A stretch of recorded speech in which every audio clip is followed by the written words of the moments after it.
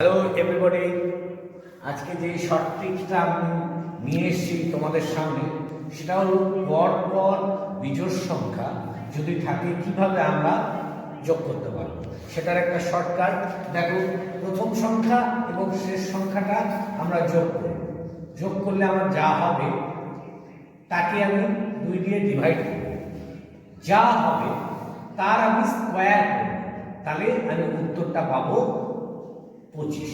অর্থাৎ এই সংখ্যাটা আমি যদি যোগ করি তার উত্তর আমি 25।